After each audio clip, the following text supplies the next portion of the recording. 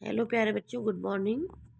बेटे आज हम 7th क्लास की वर्कशीट नंबर 38 देख रहे हैं और आज की डेट है 9 दिसंबर 2021 और टॉपिक है आज का प्रकाश।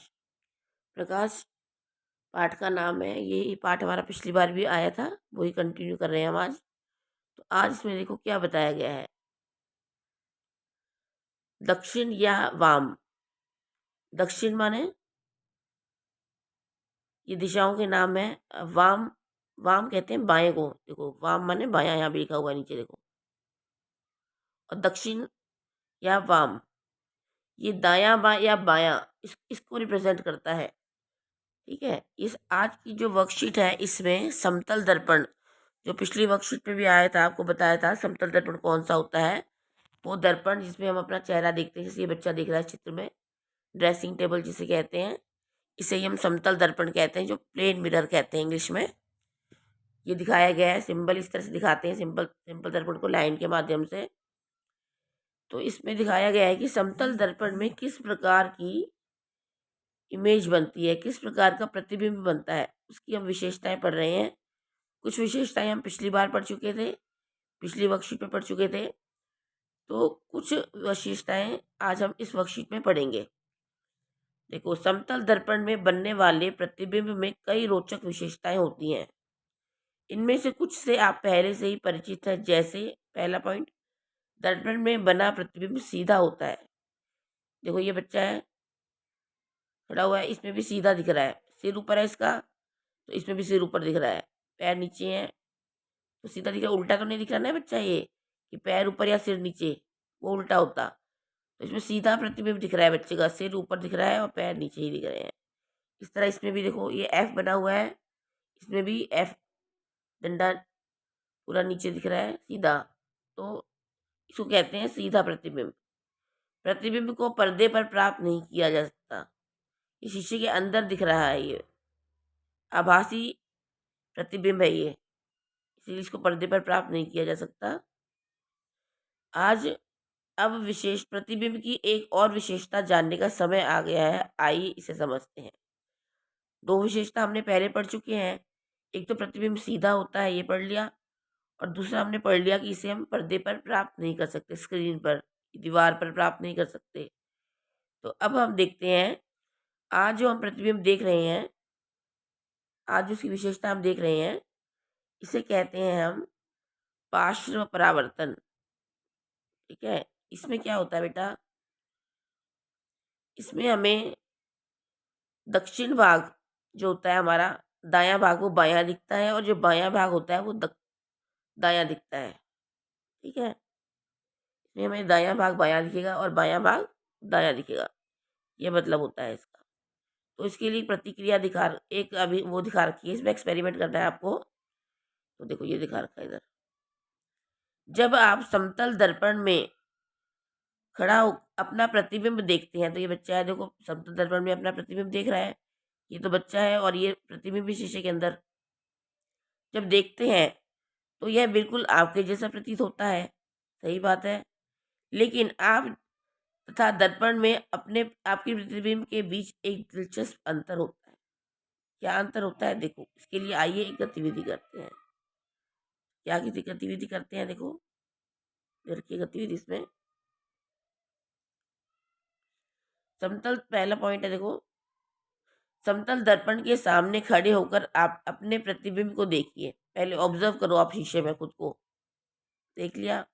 उसके बाद क्या करना है, सेकंड पॉइंट, अपना दक्षिण यानी दाहिना सीधा हाथ उसको ऊपर उठाओ, जैसे बच्चा उठा रहा है, और देखिए कि आपका प्रतिबिंब कौन सा हाथ उठाता है, इसमें देखना है आपको।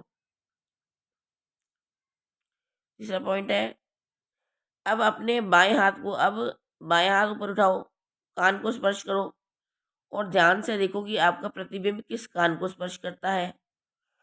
तो ये आपको ऑब्जर्व करना है शीशे के दर्पण के अंदर सामने खड़े होकर हाथ उठाना है अपना। सभी बच्चे करके देखेंगे इसको, एक्सपेरिमेंट को। सीधा हाथ उठाना और दर्पण में देखना कि वो दर्पण में प्रतिबिंब है वो कौन सा हाथ उठा रहा है। तो आप देखोगे कि उसमें वो उल्टा हाथ उठा रहा है, बायां हाथ उठा रहा है। ठीक है। और जब इसमें आप असली में बायां हाथ उठाओगे तो प्रतिबिंब वाला सीधा हाथ उठाएगा, दायां हाथ उठाएगा। तो इसी को हम पार्श्व परावर्तन कहते हैं। अवलोकन क्या देखा हमने? अवलोकन माने ऑब्जर्वेशन, क्या पाया हमने एक्सपेरिमेंट करने के बाद? तो आप देखते हैं कि प्रतिबिंब में दायां बायां, ये देखो ये लिखा हुआ है, प्रतिबिंब में दायां बायां हो गया है और बायां दायां दिखाई देता है। ये जो पॉइंट है इसी को पार्श्व परावर्तन कहते हैं। ठीक है, देखना है सभी को करके। और इसके प्रश्न दिए गए हैं, इसके बाद प्रश्न देखते हैं क्या प्रश्न दिए गए हैं, ये करते हैं इसके बाद हम। पहला है, प्रत्येक में कोष्ठक में दिए गए उपयुक्त शब्द से रिक्त स्थान की पूर्ति कीजिए। पहला है, समतल दर्पण द्वारा बनने वाला प्रतिबिंब सदैव सीधा होता है। मैंने बताया था अभी आपको, सीधा होता है। सीधा माने लड़का सीधा खड़ा हो, इस लड़के का सिर ऊपर है पैर नीचे, तो ऐसे ही हमें शीशे में दिख रहा है, प्रतिबिंब में दिख रहा है, दर्पण के अंदर सीधा दिखता है। दूसरा है, वस्तु का बायां भाग दर्पण में दायां दिखता है, तो ये लिखोगे दायां दिखता है। और वस्तु का दायां भाग दर्पण में बायां दिखता है, उल्टा होता है ना। तो बायां भाग होगा तो दायां दिखेगा और दायां भाग होगा तो बायां दिखेगा। इसके बाद है, ऐसे दो उदाहरण लिखिए जहां आप दी गई गतिविधि की घटना देखते हैं। कहाँ पर आप देखते हो ऐसी पार्श्व परावर्तन की? तो दर्पण में हो गई एक, तो दिख रहा है आपको। और कहाँ देख सकते हो आप?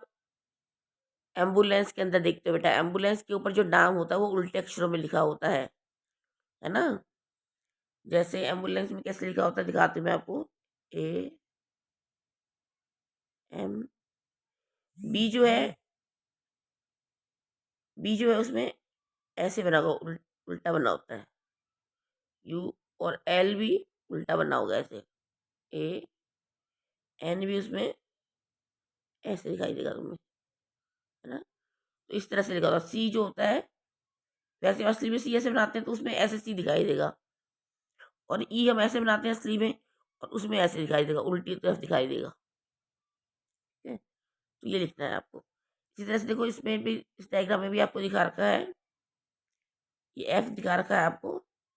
ये भी पार्श्व परावर्तन का उदाहरण है। देखो, इसमें एफ का मुंह इस साइड है, इधर दिखा रखा है, लेकिन डायग्राम में हमें इधर दिखा रखा है, अपोजिट साइड।